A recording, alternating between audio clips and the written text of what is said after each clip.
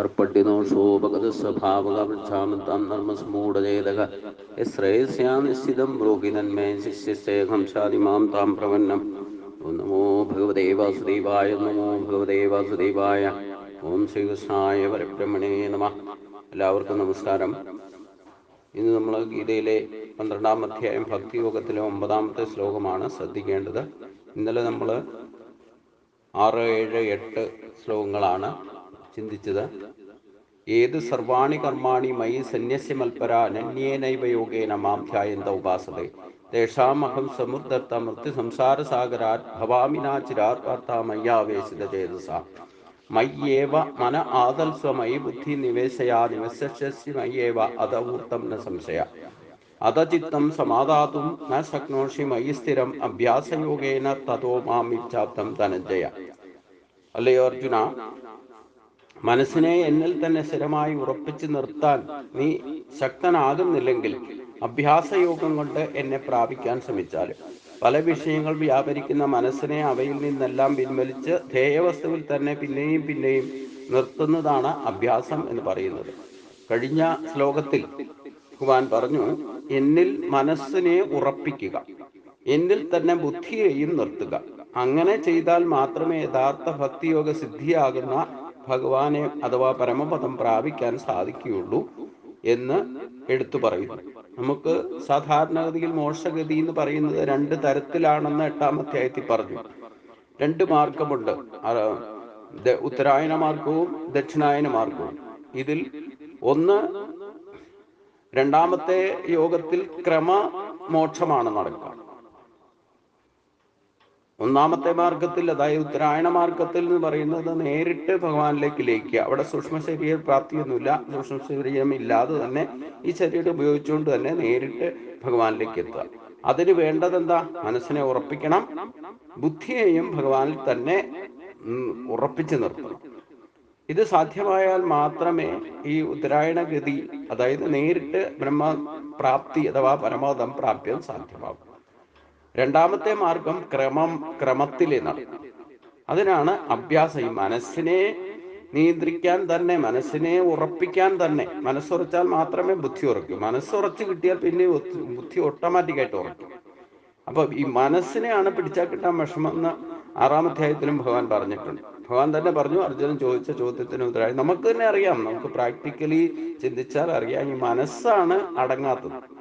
അതെപ്പോഴും നമ്മൾ എത്ര ശരീരം കൊണ്ട് ഉറച്ചിരുന്നാലും വേണ്ടില്ല, മനസ്സ് ചാടിക്കളിച്ച് എങ്ങോട്ട് വേണേലും പുറത്തേക്ക് ചാടിപ്പോകും. അപ്പൊ അതുകൊണ്ട് ആ മനസ്സിനെ എന്നിൽ തന്നെ സ്ഥിരമായി ഉറപ്പിച്ച് നിർത്താൻ നീ ശക്തനല്ല എങ്കിൽ ഈ യോഗം പ്രാപ്യമല്ല എന്ന് ഭഗവാൻ പറഞ്ഞു. മനസ്സിനെ അടക്കാൻ സാധ്യമല്ലാത്തവർക്ക് ഈ യോഗം പ്രാപ്യമല്ല. ഇനി അത് സാധിക്കണമെന്ന് ആഗ്രഹമുള്ളവരെന്ത് വേണം? നിരന്തരമായിട്ട് അഭ്യാസം ചെയ്യണം.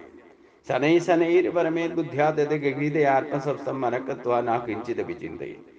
ഇതാണ് യഥാർത്ഥ ഭക്തി യോഗത്തിലേക്ക് എത്തണമെന്നുണ്ടെങ്കിൽ നിരന്തരം ശ്രമിക്കാതെ, ക്ലേശം സഹിക്കാതെ ഒരിക്കലും സാധ്യമല്ല. അതിനാണ് പറഞ്ഞത് അഷ്ടാംഗ യോഗം അനുസരിക്കണം. ഇപ്പം നാരായണീയത്തിൽ തന്നെ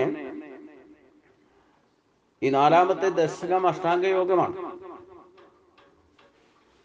അതായത് നിയമങ്ങൾ പാലിക്കുക, ശരീരത്തിന് ആവശ്യമായ വ്യായാമങ്ങളെ കൊണ്ട് ശരീരത്തെ പുഷ്ടിപ്പെടുത്തി ശക്തമാക്കിയെടുക്കുക, ഇരിക്കാൻ പഠിക്കുക, ആസന നേടുക, പ്രാണായാമം ചെയ്യുക, പ്രത്യാഹാരം ചെയ്യുക, ധാരണ ഉണ്ടാക്കുക, പിന്നെ ധ്യാനം, സമാധി. ഇതാണ് അഷ്ടാംഗ യോഗം. ഇത് നിരന്തരം ദിവസവും നിത്യ കർമ്മമായിട്ട് ചെയ്താൽ മാത്രമേ ഇതിൽ അഭ്യാസം എന്ന് പറയാൻ പറ്റൂ. ഇല്ലെങ്കിൽ വല്ലപ്പോഴും ഒരിക്കലോ ഇല്ലെങ്കിൽ ചടങ്ങെന്ന നിലയിലോ ശ്രദ്ധയില്ലാതൊക്കെ ചെയ്തു കഴിഞ്ഞാൽ ഈ യോഗത്തിലേക്ക് എത്താൻ സാധിക്കില്ല. നിരന്തരമായിട്ട് അഭ്യാസവും അഭ്യാസയോഗം കൊണ്ട് എന്നെ പ്രാപിച്ചാലും, അതായത് പല വിഷയങ്ങളിൽ വ്യാപരിക്കാനുള്ള ശക്തി മനസ്സിനുണ്ട്. അപ്പൊ അതുകൊണ്ട് ആ മനസ്സിനെ അവയിൽ നിന്നെല്ലാം പിൻവലിച്ച് ഒരു കാര്യത്തിൽ മാത്രം ഉറപ്പിച്ച് നിർത്താൻ വേണ്ടിയിട്ട് നിരന്തരമായിട്ട് ശ്രമിക്കണം. അല്ലാതെ നടക്കില്ല.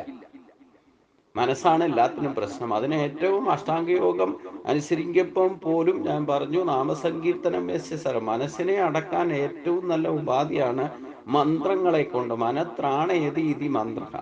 മനസ്സിനെ കടഞ്ഞെടുക്കാനുള്ള അവരവർക്ക് ചെയ്യാവുന്ന എളുപ്പമായ മാർഗമാണ് ശബ്ദബ്രഹ്മത്തെയും അക്ഷരബ്രഹ്മത്തെയും ആശ്രയിക്കുക. ഇതിൻ്റെ ഒരു സമ്മിശ്ര ഭാവമാണ് മനസ്സ്. അതായത് അക്ഷരബ്രഹ്മത്തിന്റെയും ശബ്ദബ്രഹ്മത്തിന്റെയും ഐക്യഭാവമാണ് മനസ്സെന്ന് പറയുന്നത്. അപ്പൊ ഇത് രണ്ടും ചേർന്നാൽ മാത്രമേ മനസ്സിനെ നിയന്ത്രിക്കാൻ അടക്കാൻ സാധിക്കൂ. ബാക്കി എത്രയൊക്കെ അഷ്ടാംഗയോഗം അനുസരിച്ചാലും വേണ്ടില്ല, ഈ പ്രാണായാമം ചെയ്യുന്ന കൂട്ടത്തിൽ പ്രാണായാമം തന്നെയാണ് യഥാർത്ഥത്തിൽ നാമസങ്കീർത്തനം ചെയ്യാന്ന് പറയുന്നത്. അപ്പോൾ നാഡീശുദ്ധി പ്രാണായാമം നടക്കുക. നമ്മൾ സ്വയം കേൾക്കാവുന്ന ശബ്ദത്തിൽ സംസ്കൃത മന്ത്രങ്ങൾ നിരന്തരമായിട്ട് ഉച്ചരിച്ചാൽ, അതുകൊണ്ടാണ് പൂർവികർ തന്നെ ഗുരുക്കന്മാരിൽ നിന്ന് ഏതെങ്കിലും ഒരു മന്ത്രം ദീക്ഷ എടുക്കണം എന്ന് പറഞ്ഞു കഴിഞ്ഞാൽ, ഏത് മന്ത്രമാണോ ദീക്ഷ എടുത്തത് അത് ദിവസവും സഹസ്രാവർത്തി, അതായത് 1000 പ്രാവശ്യമെങ്കിലും ജപിക്കണം. അത് ഇഷ്ടമുള്ള സമയത്ത് ജപിച്ചോളൂ, പക്ഷെ ഇത് ചെയ്തിരിക്കണം. രാവിലത്തെ സമയമാണ്, സാത്വിക സമയമാണ് ഏറ്റവും നല്ലതെന്ന് ആവർത്തിച്ച് പറയുന്നു. പക്ഷേ നിങ്ങൾക്ക് എപ്പോഴാണോ സുഖാസനത്തിൽ ഇരുന്നു കൊണ്ട് സ്വയം കേൾക്കാവുന്ന ശബ്ദത്തിൽ ആരാണോ മന്ത്രം ജപിക്കുന്നത് അവരുടെ മനസ്സ് കാലക്രമത്തിൽ പെട്ടെന്ന് സംഭവിക്കുന്നതല്ല, നിത്യയുക്തമായിട്ട് ചെയ്താൽ. അതുകൊണ്ടാണ് മന്ത്രദീക്ഷ എടുക്കണം എന്ന് ഗുരുക്കന്മാര് പണ്ട് തൊട്ടേ പറയുന്നത്. ഈ ഏത് മന്ത്രമാണോ ദീക്ഷ എടുക്കുന്നത് ആ മന്ത്രത്തെ ഉപാസിക്കുക എന്ന് പറഞ്ഞാൽ അതിനെ ദിവസവും സഹസ്രാവർത്തിയെങ്കിലും ജപിച്ചിരിക്കണം. അത് ഗായത്രി മന്ത്രമാണെങ്കിലും ബ്രാഹ്മണർ പോലും ഉപനയനം നടത്തുന്ന സമയത്ത് അച്ഛനിൽ നിന്ന് ഇല്ലെങ്കിൽ ആരാണോ ഉപനയിക്കുന്നത് അവരിൽ നിന്ന് ദീക്ഷ എടുക്കുന്ന മന്ത്രമാണ് ഗായത്രി മന്ത്രം. അപ്പൊ ആ ഗായത്രി മന്ത്രം ബ്രാഹ്മണരായാലും ദിവസം സഹസ്രാവർത്തി ജപിക്കണം, എന്നാലേ അതിന്റെ സിദ്ധി ലഭിക്കും. സിദ്ധി ലഭിക്കുക എന്ന് പറഞ്ഞാൽ എന്താ? ഈ മനസ്സിനെ ഉറപ്പിക്കുക എന്നർത്ഥം. ഏറ്റവും വലിയ സിദ്ധി മനസ്സിനെ ഉറപ്പിക്കുക. അത് സാധിച്ചാലേ നമുക്ക് ഈ ഗുണദോഷങ്ങൾ തിരിച്ചറിയില്ല, വിവേചന ശക്തിയൊക്കെ ഉണ്ടാവും. മനസ്സ് ഏകാഗ്രമായി ഉറച്ചു കിട്ടിയോ ഓട്ടോമാറ്റിക്കായിട്ട് ബുദ്ധി പ്രതിഷ്ഠിതമാണ്. 50% ഓൾറെഡി ബുദ്ധി നമ്മുടെ ഉറച്ച അവസ്ഥയിൽ പ്രവർത്തിക്കുന്നതുകൊണ്ടാണ് നമുക്ക് ഈ തോന്നിവാസമാണെങ്കിലും ജീവിക്കാൻ. നമ്മൾ ഇഷ്ടമുള്ള കാര്യങ്ങളൊക്കെ തീരുമാനിച്ച് നടപ്പാക്കുന്നുണ്ടല്ലോ. അതിനു വേണ്ടിയിട്ട് ശരീരക്ലേശം വരെ സഹിക്കാനും തയ്യാറാണ്. എന്തൊക്കെ ക്ലേശം ഉണ്ടായാലും അതിനെയൊക്കെ തരണം ചെയ്ത് ആ കാര്യം സാധിക്കാൻ വേണ്ടിയിട്ട് ശരീരം പോലും മറന്ന് പ്രവർത്തിക്കാനുള്ള ത്യാഗമനസ്ഥിതിയൊക്കെ നമുക്കുണ്ട്. അപ്പൊ 50% ഈ കൃത്യനിഷ്ഠയും ഭക്തിയും വിവേചന ശക്തിയും ഇല്ലെങ്കിൽ ജീവിച്ചിരിക്കാൻ സാധ്യമല്ല. പ്രകൃത്യാ തന്നെ നമുക്ക് കുറെയൊക്കെ അഭ്യാസം ചെയ്യേണ്ടതായിട്ട് വരും. ഇല്ലെങ്കിൽ ഒരു നിമിഷം പോലും ജീവിച്ചിരിക്കാൻ സാധ്യമല്ല. അപ്പൊ ആ 50% ഒന്നോടെ അപ്ഗ്രേഡ് ചെയ്യേ വേണ്ടൂ. അതാണ് അഭ്യാസം എന്ന് പറയുന്നത്. നമ്മൾ ശ്രദ്ധയില്ലാതെ തോന്നുമ്പോൾ എഴുന്നേൽക്കുക, തോന്നുമ്പോൾ കുളിക്കുക, തോന്നുമ്പോൾ പല്ല് തേക്കുക, തോന്നുമ്പോൾ ആഹാരം കഴിക്കുക, തോന്നുന്ന പോലെ പ്രവർത്തിക്കുക. ഈ തോന്നിവാസം ആണ് മനുഷ്യന്റെ ശക്തിയെ പോലും യഥാർത്ഥത്തിൽ നമുക്ക് ഉപയോഗിക്കാൻ സാധിക്കാതെ. അത് കാരണമായിക്കൊണ്ടാണ് നമുക്ക് ഈ താപത്രയങ്ങളും ബന്ധനത്രയങ്ങളും ഒക്കെ ഉണ്ടാവുന്നത്. നമ്മൾ ഏത് ഭക്ഷണം കഴിച്ചാലും വേണ്ടില്ല, നിങ്ങൾ പകുതി പേര് ഭക്ഷണം കഴിക്കും, അങ്ങനെയൊക്കെ ശീലം ഉണ്ടാക്കും, അതൊരു അഭ്യാസമാക്കൂ. എന്നാൽ നിങ്ങൾക്ക് വിഷം കഴിച്ചാൽ ദഹിപ്പിക്കാനുള്ള ശക്തി അതിനുണ്ട്. അതാണ് ശരീരത്തിന്റെ പ്രത്യേകത. ഈശ്വരൻ നമുക്ക് എല്ലാവിധ ഗുണങ്ങളും ശക്തികളും നൽകിയിട്ടുണ്ട്, ഈശ്വരീയ ഗുണങ്ങൾ. നമ്മൾ കേവലം നിമിത്തമാണ്, അത് മനസ്സിലാക്കണം. ഈശ്വരൻ അനേക രൂപത്തിലും ഭാവത്തിലും വിശ്വരൂപമായിട്ട് നമ്മുടെ തന്നെ ഓരോരോ ശരീരങ്ങളിലും വർത്തിക്കുന്നുണ്ട്. അതിന്റെ ഈശ്വരന്റെ ശക്തി തന്നെ നമുക്ക് നിർദാക്ഷിണ്യം കാരുണ്യത്തോടു കൂടി 50% എല്ലാവർക്കും തന്നിട്ടുണ്ട്. നിരീശ്വരവാദി ആയിക്കോട്ടെ, യുക്തിവാദി ആയിക്കോട്ടെ, ഭക്തിവാദി ആയിക്കോട്ടെ, എത്ര ശ്രേഷ്ഠ ആചാര്യനായിക്കോട്ടെ, എല്ലാവർക്കും കിട്ടിയിരിക്കുന്ന കോമൺ ആയിട്ട് കിട്ടിയിരിക്കുന്ന ഒരു അധികാരമാണ് 50% ഈശ്വരന്റെ ശക്തി നിങ്ങൾക്ക് ഇഷ്ടം പോലെ ഉപയോഗിക്കാം. അത് നമുക്ക് സ്വാതന്ത്ര്യമുണ്ട്. ആ ശക്തിയെ തന്നെ ഒന്ന് അപ്ഗ്രേഡ് ചെയ്തെടുക്കുക, ഒന്ന് ശുദ്ധീകരിച്ച് വേണ്ടവണ്ണം ഉപയോഗിക്കുക. അത് മായയിൽപ്പെട്ടിട്ട് ബാക്കി 50% മായ. അതാണ് നമ്മുടെ കൾച്ചറായിട്ട് കൊണ്ടുവരുന്നത്. അതായത് 50% നേച്ചറും 50% കൾച്ചറും. ഇത് തന്നെയാണ് പാപപുണ്യം എന്ന് പറയുന്നത്. നമുക്ക് ഈശ്വരന്റെ ഗുണങ്ങൾ എന്തൊക്കെ കിട്ടിയിട്ടുണ്ടോ അത് പുണ്യം തന്നെയാണ്, അത് ഫലമാണ്. പൂർവ്വജന്മാർജിതമായിട്ട് കിട്ടിയിരിക്കുന്ന ശക്തിയെ, ഈശ്വരന്റെ ശക്തി, അത് എല്ലാ ജന്മത്തിനും 50% ശക്തി. ഈ പ്രപഞ്ചം തന്നെ നിലനിൽക്കുന്നത് 50% ശക്തിയിലാണ്. ബാക്കി മുഴുവൻ തന്നായിരുന്നെങ്കിൽ ഇപ്പൊ കാണായിരുന്നു. ഇതൊന്നും അല്ല. ഈശ്വരന്റെ സ്ഥാനം വരെ അല്ലെങ്കിൽ തന്നെ ഈശ്വരന്മാരെയൊക്കെ വിറ്റുകാശാക്കുന്ന രീതിയാണ് നമുക്ക്. അപ്പൊ പിന്നെ യഥാർത്ഥത്തിൽ അറിയേണ്ട വിധത്തിൽ അറിയാതെ പ്രവർത്തിച്ചിട്ടാണ് ഈ പ്രശ്നങ്ങളൊക്കെ. നമ്മളെല്ലാവരും ആഗ്രഹിക്കുന്ന സമാധാനമാണല്ലോ. അപ്പൊ ഈ മനസ്സാണ് പ്രശ്നം. എല്ലാ കാര്യത്തിനും നമ്മളെ നന്മയിലേക്ക് നയിക്കുന്നു, തിന്മയിലേക്ക് നയിക്കുന്നു, തോന്നിവാസം ചെയ്യിപ്പിക്കുന്നു. വേണ്ട വിധത്തിൽ മനസ്സിലാക്കിക്കൊണ്ട് പ്രവർത്തിക്കണമെങ്കിലും എല്ലാത്തിനും കാരകനായിട്ട് നിൽക്കുന്നത് മനസ്സാണ്. മനസ്സ് ഈശ്വരന്റെ വിഭൂതിയാണെന്ന് കഴിഞ്ഞ അധ്യായത്തിൽ 10ാം അധ്യായത്തിൽ പറഞ്ഞു. ഇന്ദ്രിയങ്ങളിൽ സിക്സ്ത് സെൻസ് എന്ന് പറയുന്ന മനസ്സ്, 5 ജ്ഞാനേന്ദ്രിയങ്ങൾ നൽകിയിട്ടുണ്ട്. അതിനെ പോലും നയിക്കുന്നത് മനസ്സാണ്. അപ്പൊ സിക്സ്ത് സെൻസ് എന്ന് പറഞ്ഞാൽ എന്താ? നമ്മുടെ മനസ്സാണ്. അപ്പൊ ആ മനസ്സിനെ ഉറപ്പിക്കണം എങ്കിൽ അത് കുറച്ച് വിഷമാണെന്ന് ഭഗവാൻ തന്നെ പറഞ്ഞിട്ടുണ്ട്. നമുക്കും ചിന്തിച്ചാൽ അറിയാം നമ്മുടെ മനസ്സിനെയാണ് അടക്കാൻ നിവൃത്തിയില്ലാത്തത്. അഥവാ മനസ്സിനെ അടക്കാൻ നിയന്ത്രിച്ചാൽ സാധിച്ചാൽ പിന്നെ ഇന്ദ്രിയങ്ങളെയും ബുദ്ധിയെയും ഒക്കെ നമുക്ക് ഉറപ്പിച്ച ആത്മശക്തിയെ ഉണർത്താൻ സാധിക്കും. അതുകൊണ്ട് മനസ്സിനെ നിയന്ത്രിക്കാനുള്ള അഭ്യാസമാണ് പ്രധാനമായിട്ട് ചെയ്യേണ്ടത്. ശരീരം കൊണ്ട് നമുക്ക് സാധിക്കേണ്ടത് മനസ്സിനെ നിയന്ത്രിക്കുക എന്നുള്ളതാണ് ഏറ്റവും വലിയ സിദ്ധി. അതിന് ശരീരം കൊണ്ട് ചെയ്യേണ്ട തപസ് ചെയ്യണം, വാക്കുകൊണ്ട് ചെയ്യേണ്ട തപസ് ചെയ്യണം. അപ്പോഴേ ഈ മനസ്സിനെ നിയന്ത്രിക്കാം. അത് തന്നെയാണ് ഗീതയിൽ തന്നെ 17-ാം അധ്യായത്തിലേക്ക് ചെല്ലുമ്പോൾ ശ്രദ്ധാത്രയത്തിൽ ഭഗവാൻ പറയുന്നുണ്ട്, 3 തരം തപസ് ചെയ്യണം. എന്തൊക്കെ തപസ്? ശരീരം കൊണ്ട് ചെയ്യേണ്ട തപസ്, മനസ്സുകൊണ്ട് ചെയ്യേണ്ട തപസ്, വാക്കുകൊണ്ട് ചെയ്യേണ്ട തപസ്. ഇതാണ് ഉപാധി. അതിന് ശരീരമാദ്യം ഖലു ധർമ്മസാധനം. അപ്പൊ ശരീരമാണ് അടിസ്ഥാന ഉപാധി. ഇപ്പൊ നമ്മള് 1000 കുടങ്ങളിൽ ജലം നിറച്ചിട്ട് പുറത്ത് മുറ്റത്തെടുത്ത് വച്ചാൽ ആ 1000 കുടങ്ങളിലും സൂര്യന്റെ പ്രതിബിംബം നമുക്ക് കാണാം. സൂര്യൻ കേവലം ഒന്നാണ്. പക്ഷേ 1000 കുടങ്ങളിൽ ജലം നിറച്ച് വെച്ചിട്ട് അതിൽ നോക്കിയാൽ എല്ലാ പാത്രങ്ങളിലും എല്ലാ കുടങ്ങളിലും നമുക്ക് സൂര്യനെ കാണാം. അപ്പൊ സൂര്യൻ പ്രതിബിംബിക്കുന്നതിന് ഉദാഹരണമായിട്ട് വർത്തിക്കുന്നത് ഈ കുടങ്ങളിലെ ജലമാണ്. ഈ ജലത്തിലാണ് സൂര്യന്റെ പ്രതിബിംബം കാണുന്നത്. ഇതേപോലെ ബ്രഹ്മശക്തി എന്ന് പറയുന്നത് സൂര്യഭാവത്തിൽ നിൽക്കുന്നു. അതിന്റെ അനേകം 1000 പേരെ നിർത്തിയാൽ അതിൽ ജീവാത്മഭാവം ഈ സൂര്യന്റെ പ്രതിബിംബം കുടങ്ങളിൽ കാണുന്നത് പോലെ നമ്മുടെ ശരീരങ്ങളിൽ വർത്തിക്കുന്ന ജീവൻ ബ്രഹ്മത്തിന്റെ ഉപാധി തന്നെയാണ്. അപ്പൊ ശരീരം കേവലം ഉപാധി മാത്രമാണ്. യഥാർത്ഥത്തിൽ ഭഗവാന്റെ തന്നെ സ്വരൂപമാണ് നമ്മുടെ ഉള്ളിൽ ജീവാത്മാവായിരിക്കുന്നത്. അത് തിരിച്ചറിയാൻ വേണ്ടിയിട്ടാണ് ഭക്തിയോഗം. പക്ഷെ നമ്മൾ എപ്പോഴും ഈ മായയിൽ പെട്ടിട്ട് ഞാൻ വേറെ, ഈശ്വരൻ വേറെ അത് ചിന്തിക്കും. പിന്നെ അതിൽ നിന്ന് ഈ ജീവാത്മാഭാവം കൈക്കൊണ്ടു കഴിഞ്ഞാൽ അതിൽ സാത്വിക ഭാവത്തിൽ നിൽക്കുന്നതായ ജീവാത്മാവിന് ആദ്യം ഉണ്ടാകുന്നത് മായാസ്വരൂപത്തിൽപ്പെട്ട ഞാൻ എന്ന അഹംബോധമാണ്. ഞാൻ കണ്ടു കഴിഞ്ഞാൽ പിന്നെ നീ, അത് പിന്നെ മായയിൽ പെട്ടു കഴിഞ്ഞാൽ പിന്നെ രണ്ടായിട്ട് കാണാം. ഞാൻ നീയും, ഈശ്വരനെ രണ്ടായിട്ട് കാണും, എൻ്റെയും നിന്റെയും, ഞാനും നീയും, ധർമ്മം അധർമ്മം, ഇതൊക്കെ രണ്ടായിട്ട് കാണാൻ പോകുന്നതുകൊണ്ടാണ് യഥാർത്ഥത്തിൽ ഈ പ്രശ്നം. ഇത് രണ്ടും ഒന്നാണ്. ഒന്നിൽ നിന്നാണ് പല പ്രതിബിംബങ്ങളായിട്ട് നമ്മുടെ ശരീരങ്ങൾ വർത്തിക്കുന്നത് എന്ന് മനസ്സിലാക്കണം. ഇതെളുപ്പം മനസ്സിലാക്കാൻ സാധ്യമല്ല, അഭ്യാസം കൊണ്ടേ മനസ്സിലാക്കാം. മനസ്സ് ഏകാഗ്രമായ മാത്രമേ നമുക്ക് ഇത്തരത്തിൽ ചിന്തിക്കാൻ തന്നെ സാധിക്കൂ. മനസ്സാണ് ചിന്താശകലങ്ങളെ നമ്മളിൽ പ്രകടമാക്കുന്നത്. മനസ്സാണ് മീഡിയേറ്റർ. അപ്പൊ അതുകൊണ്ട് ഈശ്വരന്റെ സ്വരൂപത്തെ ഈ 50% ശക്തിയാൽ നിലനിൽക്കുന്നതായ ജീവാത്മാവിന്റെ ഈശ്വരന്റെ ഭാവത്തെ നമ്മളിൽ അനുഭവിപ്പിച്ചു തരുന്നത് മനസ്സാണ്. അതുകൊണ്ട് ആ മനസ്സിനെ ഭഗവാനിൽ തന്നെ ഉറപ്പിച്ച് നിർത്താൻ വേണ്ടിയിട്ടുള്ള അഭ്യാസം ചെയ്യണം. ഇല്ലാതെ ഒരിക്കലും അത് സ്ഥിരനിഷ്ഠമായിട്ട് നിൽക്കില്ല. നമ്മൾ അനങ്ങാതെ ഇരുന്ന് ജപിക്കാനിരുന്നാൽ തന്നെ ചിന്തിച്ചോളൂ, ജപിച്ചുകൊണ്ടിരിക്കുമ്പോൾ തന്നെ മനസ്സ് ചാടിപ്പോകും. ഏതെങ്കിലും വിഷയം തിരികെ കയറ്റുന്ന പോലെ വന്ന് കയറും. യാന്ത്രികമായിട്ട് ശരീരം കൊണ്ട് ചിലപ്പോൾ ജപിക്കുന്നുണ്ടാവും, പക്ഷെ മനസ്സ് എവിടെയാണ്? അതാണ് പ്രശ്നം. അതുകൊണ്ട് അത് സാധിക്കണം എന്ന് ഭഗവാൻ പറഞ്ഞു. അത് നമുക്കാർക്കും ശക്തിയില്ല മനസ്സിനെ നിയന്ത്രിക്കാൻ. ഒരു നായയും കൊണ്ട് പോകുന്ന യജമാനന്റെ കൂട്ട മനസ്സ് വലിച്ചുകൊണ്ട് പോകുന്ന പോലെ നമ്മുടെ ശരീരം കൊണ്ട് നമ്മൾ നടക്കുക. ഇതേപോലെ തന്നെയാണ് ഒരു യജമാനൻ നായയും കൊണ്ട് നടക്കാൻ ഇറങ്ങിക്കഴിഞ്ഞാൽ, ചങ്ങലയും പിടിച്ച് ഇറങ്ങിക്കഴിഞ്ഞാൽ ഈ നായ വലിക്കുന്നത് പോലെ യജമാനൻ പോകേണ്ടതായിട്ട് വരും. എന്ന് പറഞ്ഞ പോലെ ഈ മനസ്സ് എങ്ങോട്ട് നമ്മളെ വലിക്കുന്നോ, ഇന്ദ്രിയങ്ങളാ വലിക്കപ്പെടുന്നു, അതനുസരിച്ച് നമ്മൾ ശരീരം കൊണ്ട് നടക്കണം. അതിനെ ഒന്ന് നിയന്ത്രിക്കണം, ആദ്യം തന്നെ നിയന്ത്രിക്കണം. അത് ശരീരം കൊണ്ട് ആദ്യം നിയന്ത്രിക്കണം. പുറത്ത് ചാടി പോകാതിരിക്കുക. മനസ്സ് പറയുന്നിടത്ത് കണ്ടതിൻ്റെയും കേട്ടതിൻ്റെയും പിന്നാലെ ചാടി പുറപ്പെട്ട് ശരീരം കൊണ്ട് പോകാതിരിക്കുക. ഇനി ഒരിടത്ത് അടങ്ങിയിരുന്നാൽ തന്നെ ഈ മനസ്സ് ചാടിപ്പോകും. ഇപ്പൊ ജപതപാദികൾ ചെയ്യുമ്പോഴോ ക്ഷേത്രത്തിൽ നടക്കി നിന്ന് ഭക്തിയോടെ ഗുരുവായൂരപ്പന്റെ അടുത്തും തൊഴുമ്പോഴും ചിലപ്പം മനസ്സിന്റെ അകത്ത് വേറെ എന്തെങ്കിലും ആയിരിക്കും ചിന്ത വരും.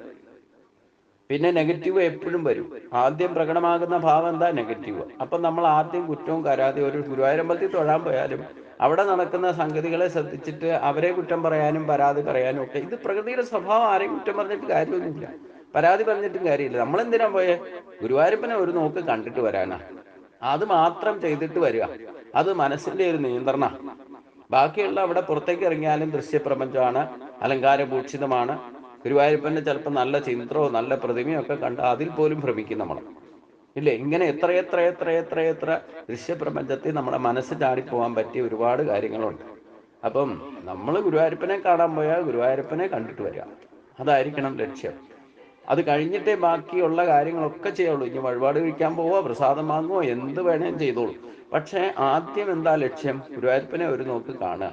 ആ നിൽക്കുന്ന സമയം 1-2 മണിക്കൂറോ ക്യൂ നിന്നാലും നാമം ജപിച്ചുകൊണ്ട് ഭഗവാനെ മാത്രം മനസ്സിൽ ഉറപ്പിച്ചുകൊണ്ട് അത് ചെയ്യാൻ സാധിച്ചാൽ അത് തന്നെ അഭ്യാസമാണ്. ഇത് തിരക്കുള്ളിടത്ത് പോയാലേ അഭ്യാസം സഫലമാകൂ. കാരണം നമ്മൾ സാധാരണ അടുത്തുള്ള ക്ഷേത്രത്തിൽ ആരും വില കൽപ്പിക്കുകയില്ല, അവിടെ പോവില്ല. പിന്നെ ഓടും. അടുത്തുള്ളിടത്ത് പോകാതെ നേരെ അങ്ങോട്ട് പോകും. അടുത്ത് ശരിക്കും സ്വതന്ത്രമായിട്ട് മനസ്സിനെ ഉറപ്പിച്ച് ഏകാഗ്രമായിട്ട് കുറച്ചു നേരം ഇരുന്ന് ജപിക്കാനോ ധ്യാനത്തിലിരിക്കാനോ ഒക്കെ ശാന്തസുന്ദരമായ ക്ഷേത്രം ചിലപ്പോൾ വീടിനടുത്തുണ്ടാവും. പക്ഷെ അങ്ങോട്ട് പോവില്ല. എന്നിട്ട് ഈ തിരക്കിൽ പോകും. തിരക്കിൽ പോയാലും ഈ പല വിഷയങ്ങളും രമിച്ച് കുട്ടികളെ വരെ ആ തരത്തിലേക്ക് എത്തിക്കും. കാരണം മസാല ദോശ മേടിച്ച് തരാം എന്നൊക്കെ പറഞ്ഞിട്ടായിരിക്കും ചിലപ്പോൾ തൊഴിക്കാൻ കൊണ്ടുപോകണം. കുട്ടികളുടെ വിചാരം എന്തായിരിക്കും? ഓ, ഇവിടുന്ന് ഒന്ന് തൊഴുതിട്ട് ഇറങ്ങിയിട്ട് എനിക്ക് മസാല ദോശ കഴിക്കാമല്ലോ. ഇതായിരിക്കും, മസാല ദോശയായിരിക്കും ഗുരുവായൂരപ്പനേക്കാളും ഉപരിയായിട്ട് മനസ്സിൽ പതിയുക. ഇങ്ങനെ അനേകം വിഷയങ്ങളിൽ വ്യാപരിക്കുന്നതായ മനസ്സിനെ നിയന്ത്രിച്ച് ഗുരുവായൂരപ്പനിലേക്ക് കൊണ്ടുവരാനുള്ള അഭ്യാസം നിരന്തരമായിട്ട് ചെയ്യണം. ബാഹ്യ വിഷയങ്ങൾ ഇടയ്ക്കിടയ്ക്ക് കയറി വന്നാലും അതിനെയൊക്കെ വിട്ടുതൽ ചെയ്ത് അതൊരു അഭ്യാസമായിട്ട് ചെയ്യണം എന്നാണ് ഭഗവാൻ പറഞ്ഞത്. ചിന്തിച്ചാൽ ലളിത. ഇത് കുറച്ച് പ്രാക്ടീസ് ചെയ്തവർക്ക് ലളിത, നിസ്സാര കാര്യമാണ്. പക്ഷേ ഈ മായൽ പെട്ട് കഴിഞ്ഞാൽ പിന്നെ ഇതൊന്നും നടക്കില്ല. ജപിക്കുമ്പോൾ യാന്ത്രികമായിട്ട്, ഞാൻ പറഞ്ഞല്ലോ, എത്രയോ പ്രാവശ്യം പറയുന്നത് ആവർത്തിക്കുന്ന കാര്യമാണ്. നമുക്ക് താല്പര്യമുള്ളതുകൊണ്ട് സഹസ്രനാമമൊക്കെ പഠിക്കാൻ വേണ്ടിയിട്ട് ഭയങ്കര ശ്രദ്ധയോടെ പഠിക്കും. പഠിച്ചു കഴിഞ്ഞാൽ പിന്നെ ഇത് ചടങ്ങ് പോലെ ഇങ്ങനെ നടത്തും. അത് അഭ്യാസമല്ല. നിങ്ങൾ ഒരേ ഇരിപ്പിൽ ഇരുന്നു കൊണ്ട് ആ ശ്വാസഗതിയെ നിയന്ത്രിച്ചു, അതായത് ഒരു ശ്വാസം എടുത്തിട്ട് എത്ര ശ്ലോകം നിങ്ങൾക്ക് ചെല്ലാൻ സാധിക്കും. അതിൽ എന്താ കൂടുമെന്ന് ചോദിച്ചു കഴിഞ്ഞാൽ ഈ ശ്വാസഗതിയിലുള്ള ശ്രദ്ധ എന്ന് പറഞ്ഞാൽ ജപിക്കുന്നതിൽ ശ്രദ്ധ കൂടും. നമുക്ക് കാണാപ്പാടം പഠിച്ചിട്ടായാലും പുസ്തകം നോക്കാതെയാണെങ്കിലും ജയിപ്പിച്ചാൽ തെറ്റുന്നത് കണ്ടുപിടിക്കാൻ പറ്റും ശ്രദ്ധിച്ചാൽ. ശ്രദ്ധയില്ലാതെ വരുമ്പോഴാണ് തെറ്റുന്നത്.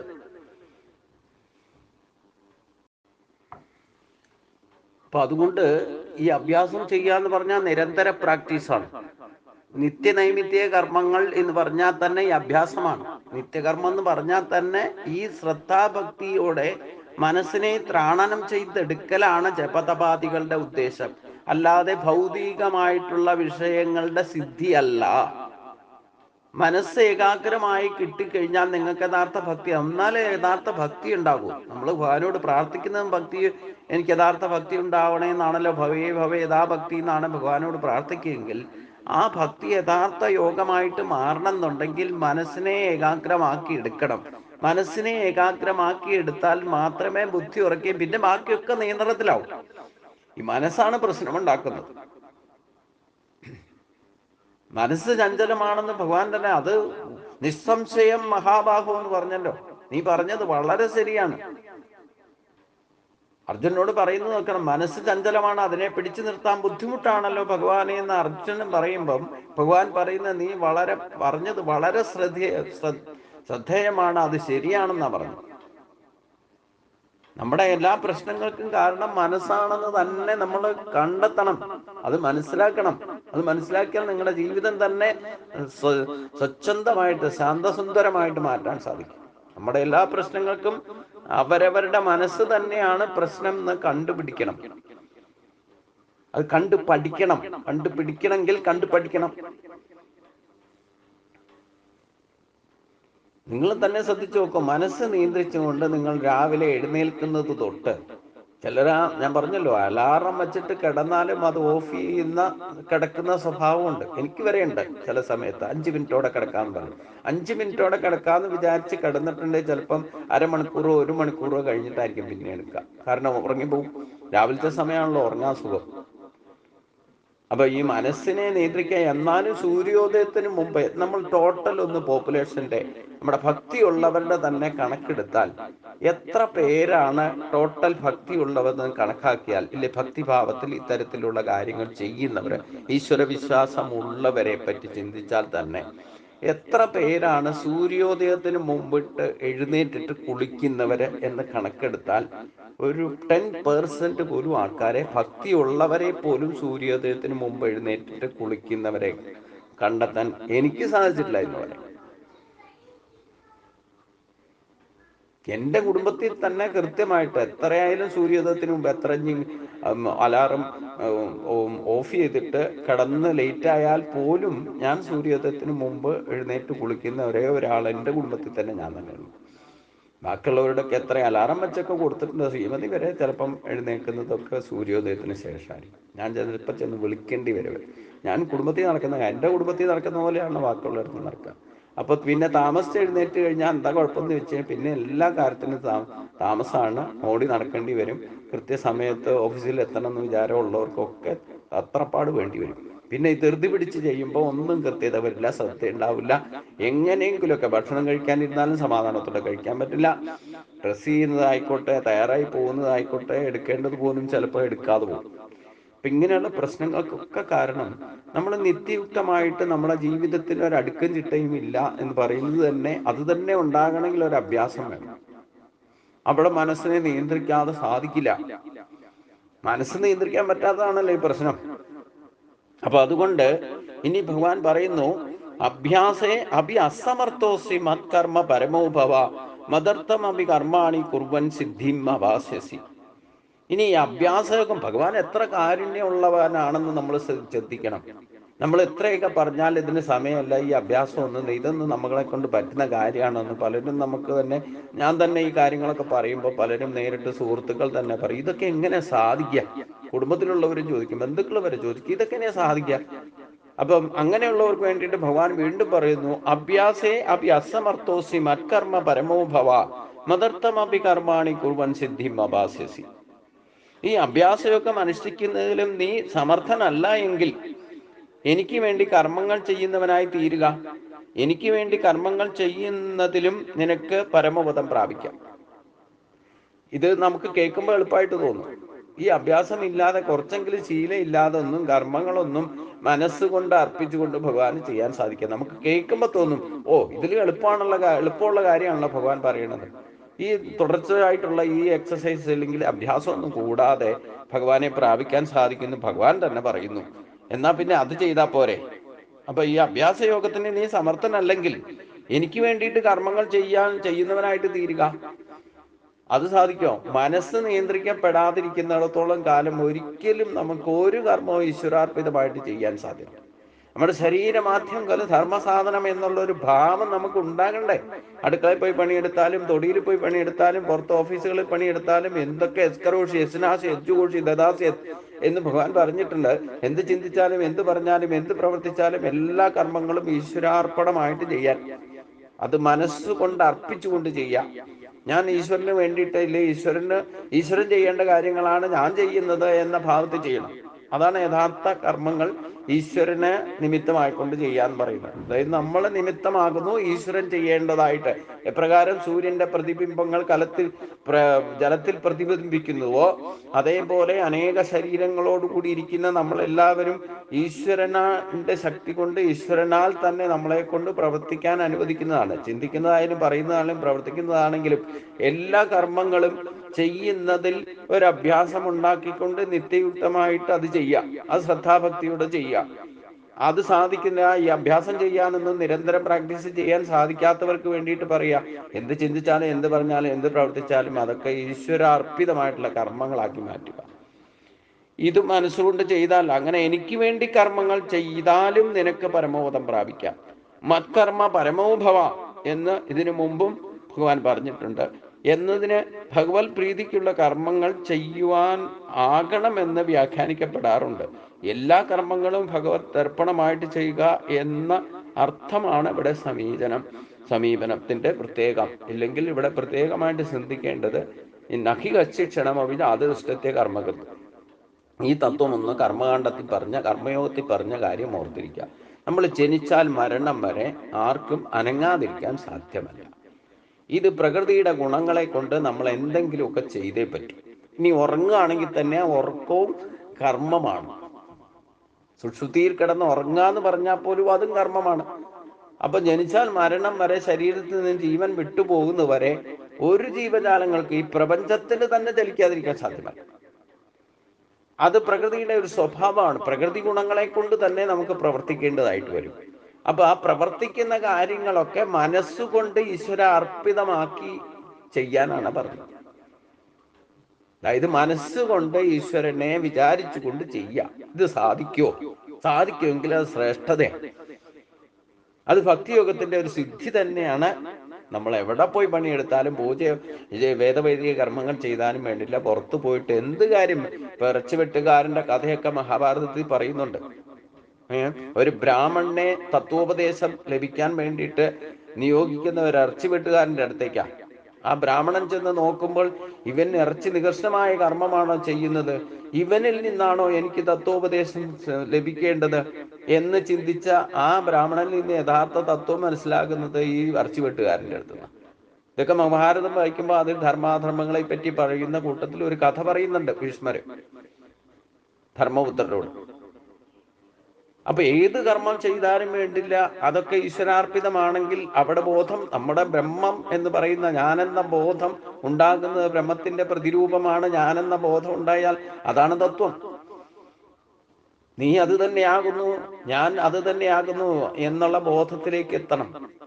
അത് ഗുരു പറഞ്ഞു തരും, നീ അത് തന്നെയാകുന്നു. നമ്മൾ തന്നെ ചിന്തിച്ചാലോ, ഞാൻ അത് തന്നെയാകുന്നു, ത്വം അസി എന്ന ഭാവത്തിലേക്ക് എത്തണം. അപ്പോൾ പിന്നെ ചെയ്യുന്ന കർമ്മങ്ങളൊന്നും ബാധകമല്ല. അത് ശരീരത്തെയോ മനസ്സിനെയോ ഒന്നും ബാധിക്കില്ല. നമ്മൾ നമ്മുടെ ഡ്യൂട്ടി, കർത്തവ്യകർമ്മം എന്താണോ അത് ഇറച്ചി വെട്ടായാലും വേണ്ടില്ല, തൊടിയിൽ പോയി പണിയെടുക്കലായാലും അടുക്കളയിൽ പണിയെടുക്കലായാലും ഇനി ടെക്നോളജിയിൽ എന്തെങ്കിലും പണിയെടുക്കാനും സോഫ്റ്റ്വെയർ പണിയെടുക്കുകയായാലും ഏത് ഹാർഡ്വെയറോ സോഫ്റ്റ്വെയറോ എന്ത് ചെയ്താലും വേണ്ടില്ല, ഇതൊക്കെ ഈശ്വരാർപ്പിതമാക്കുക. ശരീരം കൊണ്ട് ചെയ്യുന്ന കർമ്മങ്ങൾ ശരീരമാധ്യം ഖലു ധർമ്മസാധനം. അപ്പൊ നമ്മൾ ഏത് കർമ്മം ചെയ്താലും ഈശ്വരനെ സ്മരിച്ചുകൊണ്ട് ചെയ്യാനാണ് ഭഗവാൻ പറഞ്ഞത്. അങ്ങനെയും നമുക്ക് പരമോദം പ്രാപിക്കാന്നാ പറഞ്ഞത്. അപ്പൊ അതുകൊണ്ട് അതിനുവേണ്ടി പ്രാക്ടീസ് ചെയ്യുക. അങ്ങനെയും നമുക്കൊരു ശീലം ഉണ്ടാക്കിയെടുക്കാം. അതും പരമോദ പ്രാപ്തിക്ക് ഉതകുന്നതാണ് എന്നർത്ഥം. ഇനി അതിന് ശക്തനല്ലെങ്കിലോ, അഥൈതമപ്തി അസക്തോസി കർത്തും ഉദ്യോഗമാശ്രിത സർവകർമ്മ ഫലത്യാഗം തത്കുരും യഥാത്മവാൻ. എന്നാൽ ഇതുപോലും ഈ കർത്തൃത്വാഭിമാനം വെടിഞ്ഞുകൊണ്ട് വേണം കർമ്മങ്ങൾ ഈശ്വരാർപ്പണമായിട്ട് ചെയ്യാൻ. അത് ചെയ്താലും പരമോദം പ്രാപിക്കാം എന്ന് പറഞ്ഞു. അതായത് നിഷ്കാമകർമ്മം ചെയ്യണം. അത് ചെയ്യുന്ന എന്ത് ചിന്തിച്ചാലും പറഞ്ഞാലും പ്രവർത്തിച്ചാലും ഒക്കെ ഈശ്വരാർപ്പണമാകണം. കർമ്മണ്യേവാധികാരസ്ഥ മാ ഫലേഷു കഥാചന മാ കർമ്മ ഫലഹേതുർക്കും അതേ സങ്കോസ്ത കർമ്മണി എന്ന് കർമ്മകാണ്ഡത്തിലെ ഏറ്റവും ശ്രേഷ്ഠമായ ശ്ലോകം 2-ാം അധ്യായത്തിൽ 47-ാമത്തെ ശ്ലോകത്തിൽ പറഞ്ഞു. എന്ത് കർമ്മം ചെയ്യാതിരിക്കരുത്, ചെയ്യുന്നതൊക്കെ ഈശ്വരാർപ്പിതമായിരിക്കണം. ഏത് കർമ്മം ചെയ്താലും ഉത്തരവാദിത്തോടെ, അധികാരഭാവത്തോടെ, ശ്രദ്ധാഭക്തിയോടെ ചെയ്യണം. ഈശ്വരനെ വിചാരിച്ചുകൊണ്ട് ചെയ്യണം. കർമ്മഫലത്തെ ഇച്ഛിക്കരുത്. ഇതാണ് നിഷ്കാമകർമ്മ. അപ്പൊ കർത്തൃത്വാഭിമാനവും ഫലവും ഉപേക്ഷിച്ചുകൊണ്ട് ഈശ്വരാർപ്പണമായിട്ട് കർത്തൃത്വാഭിമാനം എന്ന ഭാവത്തെ വെടിഞ്ഞുകൊണ്ട് എല്ലാ കർമ്മങ്ങളും ചെയ്യുന്നതിന് പോലും നീ ശക്തനല്ല എങ്കിൽ, അശക്തനാണെങ്കിൽ, അങ്ങനെ ഈശ്വരാർപ്പിതമായിട്ടുള്ള കർമ്മങ്ങൾ ചെയ്യാൻ പോലും നീ അശക്തനല്ല, എനിക്കിത് സാധ്യമല്ല എന്ന് തോന്നുന്നുണ്ടെങ്കിൽ, എൻ്റെ യോഗത്തെ അഥവാ എന്നോടുള്ള ചേർച്ച എന്ന ലക്ഷ്യത്തെ ആശ്രയിച്ചവരും മനസ്സിനെ അടക്കിയവനുമായ സകല കർമ്മങ്ങളുടെയും ഫലത്തെ ത്യജിക്കാൻ പറഞ്ഞു. സർവകർമ്മ ഫലത്യാഗം ഭക്തിയോഗ സിദ്ധിക്ക് ഉതകുന്നതാണെന്നർത്ഥം. ഇനി ഈശ്വരനെ വിചാരിച്ചുകൊണ്ട് നമുക്കിതൊന്നും ചെയ്യാനും അതിനും നമുക്ക് സാധ്യമല്ല. ഭഗവാൻ എത്ര കാരുണ്യവൻ, എത്ര ലളിതമായിട്ടാണ് പറയുന്നത് അല്ലേ? അപ്പൊ നമുക്ക് ഈശ്വര വിചാരത്തോടു കൂടി ഈ കർമ്മങ്ങളൊന്നും ചെയ്യാൻ സാധ്യമല്ല. അതേത് കർമ്മം അവരവരുടെ ഡ്യൂട്ടി ചെയ്യുകയാണെങ്കിലും എനിക്ക് ആ മനസ്സിൽ ആ വിചാരം വരില്ല, അപ്പൊ ജോലിയിലുള്ള ശ്രദ്ധ കുറയും എന്നൊക്കെ ന്യായീകരിക്കാൻ നമുക്ക്. ഇനി അങ്ങനെയാണെങ്കിൽ തന്നെ അവിടെ പറയുന്നത്, അങ്ങനെയുള്ള ജോലികൾ നിന്റെ ഇച്ഛത്തിന് നീ ചെയ്തോളൂ. നിന്റെ ഇച്ഛ അനുസരിച്ചുകൊണ്ട് എന്ത് വേണേലും മനസ്സിൽ വിചാരിച്ചുകൊണ്ട് ചെയ്തോളൂ, ഒരു കുഴപ്പമില്ല. പക്ഷേ അതിൽ നിന്ന് കിട്ടുന്ന ഫലത്തെ ത്യജിക്കാൻ നമുക്ക് തോന്നും ഇത് എളുപ്പമാണ്. അത് സാധിക്കും? ഈ കർമ്മം ചെയ്യുന്നത് തന്നെ എന്ത് കിട്ടും എന്നുള്ള വിചാരത്തിലാണ്. പിന്നെ കിട്ടുന്നത് ത്യജിക്കാൻ പറഞ്ഞാൽ എന്താ അർത്ഥം? അപ്പൊ ഫലേച്ഛ വെടിഞ്ഞ്, ഇച്ഛ വെടിയാനാ പറഞ്ഞത്. ഫലേച്ഛ വെടിഞ്ഞ് സകല കർമ്മങ്ങളും ചെയ്യുക. എനിക്ക് ഇന്നത് കിട്ടണമെന്ന് വിചാരമില്ലാതെ ഈ ജപതപാദികളായിക്കോട്ടെ, കർമ്മങ്ങളായിക്കോട്ടെ, എന്തിനു വേണ്ടിയിട്ടാണ് ഞാൻ ഇതൊക്കെ ചെയ്യണേ എന്നുള്ള തോന്നൽ അങ്ങോട്ട് കളയാ. പ്രത്യക്ഷമായിട്ടോ പരോക്ഷമായിട്ടോ ഫലേച്ഛ ഇല്ലാതെ നമ്മൾ ചെയ്യുന്ന കർമ്മത്തിൽ ശ്രദ്ധയോടുകൂടി അങ്ങ് ചെയ്യാം. ആ ഫല ഇച്ഛയെ ത്യജിക്കാനാ പറഞ്ഞു. സർവകർമ്മ ഫലത്യാഗം എന്ന് പറയുമ്പം ഫലത്തെ ത്യജിക്കാന്ന് തെറ്റായിട്ട് വ്യാഖ്യാനിക്കും. ഫലത്തെ ത്യജിക്കാന്ന് പറഞ്ഞാൽ കിട്ടുന്ന ഫലം ഉപേക്ഷിക്കുക എന്നല്ല അർത്ഥം. നമ്മുടെ മനസ്സുകൊണ്ട് എനിക്ക് ഇന്നത് കിട്ടണം, ഇന്നത് വേണം എന്നുള്ള ആഗ്രഹത്തോടു കൂടി ഒരു കർമ്മവും ചെയ്യാതിരിക്കുക. മനസ്സുകൊണ്ട് ഇച്ഛാശക്തി ഉണർത്തുമ്പം കർമ്മത്തിൽ ശ്രദ്ധിക്കുക. അതിന്റെ ഫലത്തെ പറ്റി വ്യാകുലപ്പെടാതെ ചിന്തിക്കാതെ ചെയ്യുക എന്നർത്ഥം. പ്രകൃതിയുടെ സ്വഭാവമാണ് നിങ്ങൾ നന്മ ചെയ്താൽ നന്മയും തിന്മ ചെയ്താൽ തിന്മയും. പ്രകൃതി റബ്ബർ ബാൻഡ് പോലെ തിരിച്ചു വരും. ഇത് പ്രകൃതിയുടെ സ്വഭാവമാണ്. ഫലം കൊടുക്കുക എന്നുള്ളത് പ്രകൃതിയുടെ സ്വഭാവം. നമ്മൾ വേണ്ടാന്ന് ആഗ്രഹിച്ചാലും അത് തന്നെ വരും. അപ്പൊ അതിനെ ഉപേക്ഷിക്കേണ്ട, ഇല്ലെങ്കിൽ അതിനെ ഉപയോഗിക്കേണ്ട വിധവും ഭഗവാൻ ഇതിനു മുമ്പ് പറഞ്ഞു. എൻ്റെ എന്ന് പറഞ്ഞുകൊണ്ട് എന്ത് കിട്ടിയാലും എൻ്റെ എന്ന് പറഞ്ഞ് എടുത്തു വയ്ക്കുന്നതാണ് പ്രശ്നം. അത് നമ്മുടെ യഥാർത്ഥ ഭഗവാന്റെ മുമ്പിൽ കള്ളന്മാരായിട്ട് മാറുന്നു പറഞ്ഞു. അത് കള്ളൻ ആകാതിരിക്കാൻ വേണ്ടിയിട്ട് ഭഗവാൻ പറഞ്ഞു, യജ്ഞശിഷ്ടം ഭുജിച്ചോളൂ, 5 ഭാഗിച്ചിട്ട് 5 സ്വന്തമായിട്ട് എടുത്തോളൂ. അത് ഞാൻ കണ്ടുപിടിച്ച ഒരു ഉപാധിയാണ്. നമുക്കതിൽ ബന്ധനമില്ലാതിരിക്കണം എന്നുണ്ടെങ്കിൽ നമുക്ക് ഏത് തരത്തിലുള്ള പ്രതിഫലമില്ലേ കർമ്മഫലം കിട്ടിയാലും കർമ്മഫലം ഇച്ഛയില്ലാതെ കർമ്മം ചെയ്യണം. എന്നാലും പ്രകൃത്യാ ഉള്ള സ്വഭാവം കൊണ്ട് തന്നെ എന്തെങ്കിലുമൊക്കെ ഫലം നമുക്ക് ഒരു തരത്തിലല്ലെങ്കിൽ മറ്റൊരു തരത്തിൽ വന്നു ഭവിക്കും. അത് കിട്ടിയാൽ അതിനെ എന്ത് കിട്ടിയാലും 5 ഭാഗിക്കണം. ഇപ്പം പണ്ട് ഭിക്ഷയെടുക്കാൻ വേണ്ടിയിട്ട് പാണ്ഡവർ വനവാസത്തിൽ നടക്കുന്ന കാലത്ത്, വനവാസം ചെയ്തുകൊണ്ടിരിക്കുന്ന കാലത്ത് ഭിക്ഷയെടുത്താണ് ജീവിതം നയിച്ചിരുന്നത്. അപ്പൊ ദിവസവും 5 പേരും 5 ഗ്രാമങ്ങളിലോ ഇല്ല 5 തരത്തിൽ അവരവരുടെ വഴി അനുസരിച്ച് ഭിക്ഷയെടുക്കാൻ പോകും. ഇനി ചിലപ്പോ ഒരാളായിരിക്കും പോകുന്നത്. അങ്ങനെ ഓരോരുത്തർക്കും ഒരു ഡ്യൂട്ടി വെച്ചിട്ട് അങ്ങനെ പലതരത്തിൽ അവരുടെ പ്രാക്ടീസ് നമുക്ക് കണ്ടാൽ, ഇല്ലെങ്കിൽ അവരുടെ കഥ പഠിച്ചാൽ തിരിച്ചറിയാം. എന്ത് കിട്ടിയാലും അമ്മയോട് ചോദിച്ചാൽ 5 ഭാഗിക്കൂ എന്ന് പറയും, 5 എടുത്തോളൂ എന്ന് പറയും. അപ്പൊ ഈ അമ്മയ്ക്കൊന്നും വേണ്ടേ? അത് ഓട്ടോമാറ്റിക്കായിട്ട് 3 പേരും കൊടുത്തോളൂ, 5 ഭാഗത്തിൽ വരും. 5 കിട്ടിയാൽ തന്നെ ആ 5 അവർക്ക് കിട്ടിയത് മുഴുവൻ ഒന്നിച്ചു കൂട്ടിയിട്ട് 5 ഭാഗിച്ച് പിന്നെ ഈ 5 പേരും അമ്മയ്ക്ക് കൊണ്ട് കൊടുത്തോളും. യാതൊരു സംശയമില്ല, ഓട്ടോമാറ്റിക്കായിട്ട് സംഭവിക്കുക. അമ്മ ഫലയിച്ച ഇല്ലാതെ ഏത് പറയണത്, എന്നാൽ എനിക്കും കൂടെ വേണമെന്നല്ല പറയാം. അപ്പൊ ഇവിടെ ഒരു മഹത്തായ ഒരു തത്വത്തെ നമ്മൾ അതിൽ നിന്ന് മനസ്സിലാക്കണം, ആ കഥയിൽ നിന്ന്. അപ്പൊ നമുക്ക് എന്ത് കിട്ടിയാലും 5 ഭാഗിക്കാന്ന് പറഞ്ഞാൽ ദേവയജ്ഞം, പിതൃയജ്ഞം, അതിഥിയജ്ഞം, നിർയജ്ഞം, നിയതയജ്ഞം. നമുക്ക് ഫലത്തെ എന്ത് കിട്ടിയാലും അതിനെ ഉപയോഗിക്കേണ്ട വിധവും ശാസ്ത്രം പറയുന്നുണ്ട്. ദേവന്മാർക്ക് കൊടുക്കേണ്ട ദേവന്മാർക്ക് കൊടുക്കണം, പിതൃക്കൾക്ക് കൊടുക്കേണ്ട പിതൃക്കൾക്ക് കൊടുക്കണം, അതിഥികൾക്ക് കൊടുക്കേണ്ട അതിഥികൾക്ക് കൊടുക്കണം. ദാനകർമ്മങ്ങൾക്ക് വേണ്ടിയിട്ട് ദാനകർമ്മം ചെയ്യണം. 5 സ്വന്തമായിട്ട് അവനവന്റെ ശരീരത്തെ നിലനിർത്താൻ എടുക്കുകയും ചെയ്യാം. അപ്പൊ ഒരിക്കലും അങ്ങനെയുള്ള ആള് അമൃതം ഭുജിച്ചതിന് തുല്യമാവും. അപ്പൊ യജ്ഞശിഷ്ടമാവും. നമുക്ക് കിട്ടിയാൽ 5 ഭാഗിച്ചിട്ട് 4 ഭാഗം മറ്റുള്ളവർക്ക് കൊടുത്ത്, ഇല്ലെങ്കിൽ മറ്റുള്ള സങ്കല്പത്തിലേക്ക് മാറ്റി അവർക്ക് ഡിസ്ട്രിബ്യൂട്ട് ചെയ്ത് കഴിഞ്ഞാൽ പിന്നെ 5 യജ്ഞശിഷ്ടമാകും. ആ യജ്ഞശിഷ്ടം എടുക്കുന്നവർക്ക് അമൃതതുല്യമായ അനായാസന ജീവിതം, യാതൊരു വിധത്തിലുള്ള കർമ്മബന്ധനങ്ങളും ഉണ്ടാകുന്നതല്ല. ആ ഒരു തത്വത്തെ ഉദ്ദേശിച്ചുകൊണ്ടാണ് ഇവിടെ സർവകർമ്മ ഫലത്യാഗം എന്ന് പറയുന്നത്. ഫലത്തെ ത്യജിക്കാൻ പറഞ്ഞാൽ ഫല ഇച്ഛയെ വെടിയുക, കർമ്മം ചെയ്യുന്നതിൽ ശ്രദ്ധാഭക്തിയോടെ ആ കർമ്മം ചെയ്യുക, അതിൽ ശ്രദ്ധയുണ്ടാകുക, അതിൽ അങ്ങോട്ടും ഇങ്ങോട്ടും ചിന്തിക്കാതിരിക്കുക. ഇനി ഈശ്വര വിചാരത്തിലേക്ക് പോകുമ്പോഴും നമ്മുടെ ശ്രദ്ധ തെറ്റുമെന്ന് പേടിയുണ്ട്. അങ്ങനെയൊക്കെ ഉണ്ടെങ്കിലും കർമ്മത്തെ ശ്രദ്ധിച്ചാൽ കർമ്മം ചെയ്തോളൂ. അതിന്റെ ഫലത്തെ പറ്റി വ്യാകുലപ്പെടരുത്. ഒരു തരത്തിലും പ്രത്യക്ഷമായിട്ടോ പരോക്ഷമായിട്ടോ എനിക്ക് എന്ത് കിട്ടണം എന്നുള്ള ശുഭപ്രതീക്ഷയൊന്നും വേണ്ട എന്നർത്ഥം.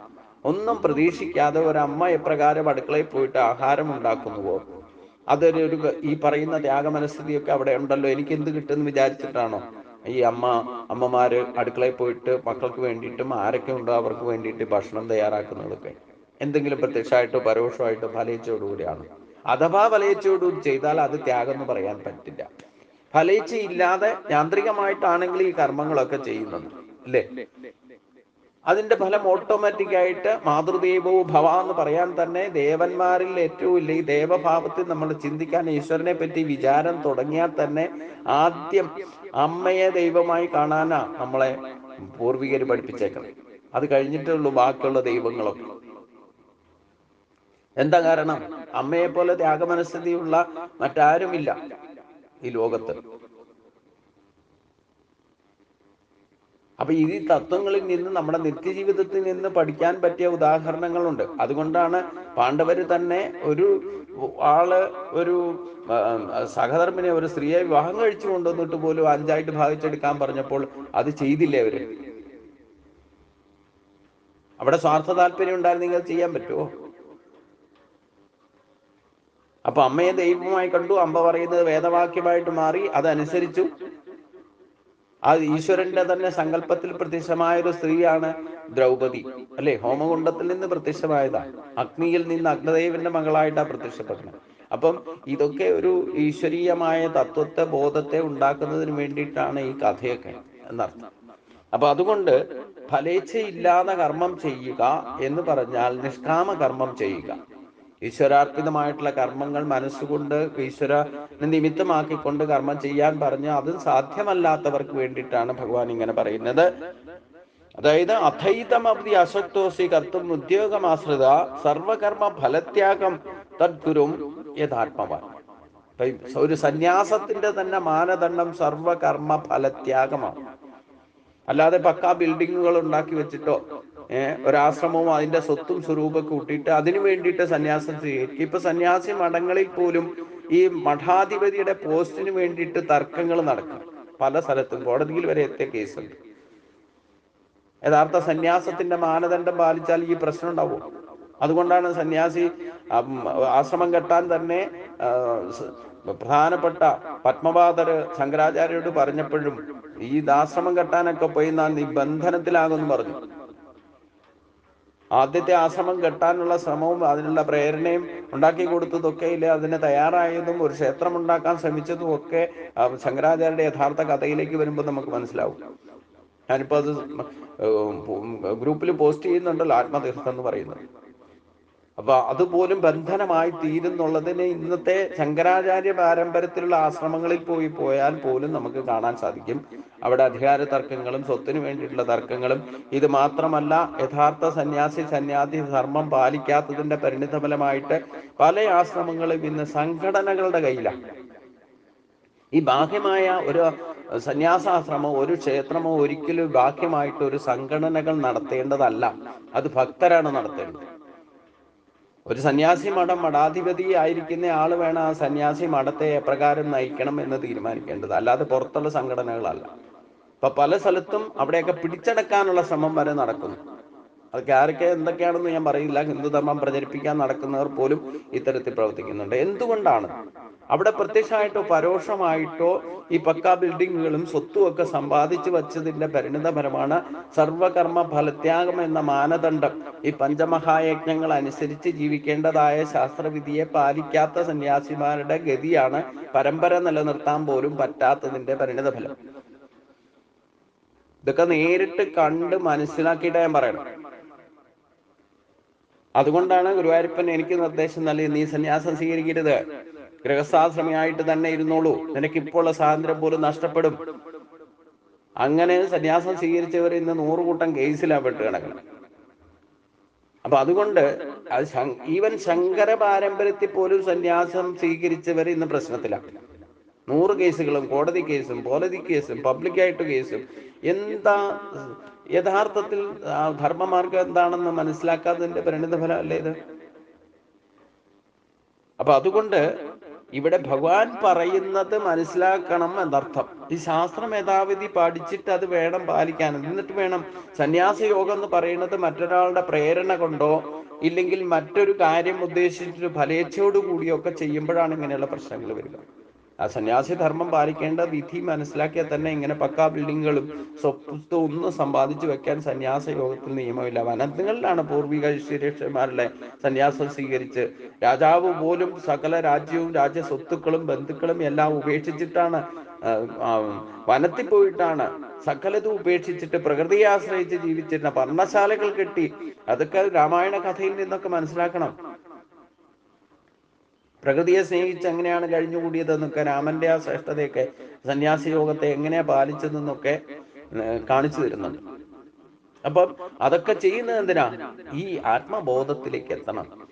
യഥാർത്ഥ മനസ്സിനെ നിയന്ത്രിച്ച് ഈശ്വരീയ അവബോധം ഉണ്ടാക്കിയിട്ട് നിങ്ങൾ സാധാരണ ഭൗതിക ജീവിതം നയിച്ചാലും അതൊക്കെ സന്യാസ തുല്യമായിട്ട് തന്നെ ചെയ്യേണ്ട കാര്യങ്ങൾ ചെയ്യേണ്ട സമയത്ത് ചെയ്യുന്നത്. സന്തതി പരമ്പരയെ പോലെ സപ്തർഷികളിൽ നിന്നാണല്ലോ നമ്മൾ തന്നെ ഉണ്ടായത്.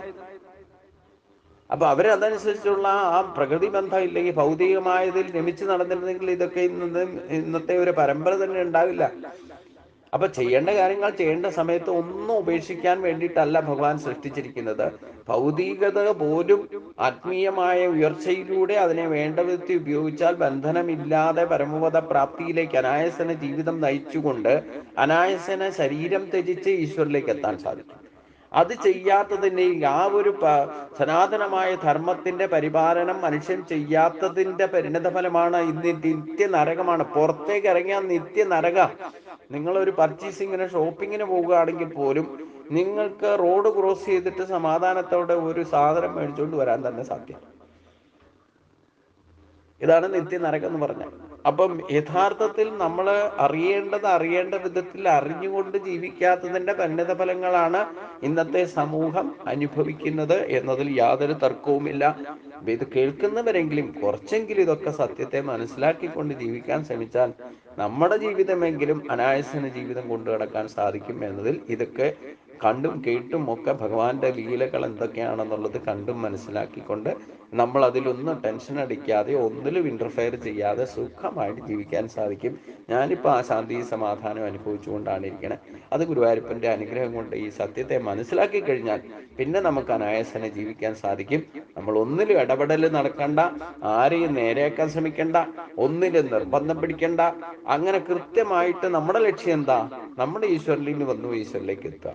അതിന് നമ്മളെ ശുദ്ധീകരിച്ചുകൊണ്ട്, നമ്മുടെ മനസ്സ് ശുദ്ധീകരിച്ചുകൊണ്ട്, നമ്മുടെ ശക്തികളെ ഉണർത്തിക്കൊണ്ട് നമുക്ക് ഉണർന്ന് പ്രവർത്തിക്കാൻ സാധിച്ചാൽ അത് തന്നെ ജീവിതം, മനുഷ്യ ജീവിതം ധന്യമാക്കി എടുക്കാൻ നമുക്ക് സാധിക്കും എന്നതിൽ യാതൊരു സംശയവുമില്ല.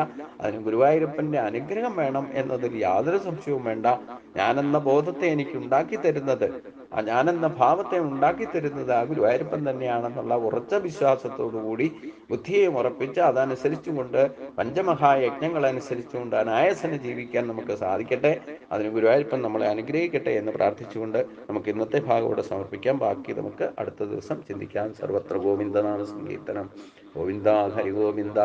ഓം സ്വസ്തി പ്രജാഭ്യാം പരിപാലയന്താം ന്യായേന മാർഗേണ മഹിം മഹീശാ ഗോബ്രാഹ്മണേഭ്യഃ ശുഭം ലോകാ സമസ്താ സുഖിനോ ഭവന്തു. ലോകാ സമസ്താ സുഖിനോ ഭവന്തു. ഓം ശാന്തി ശാന്തി ശാന്തി.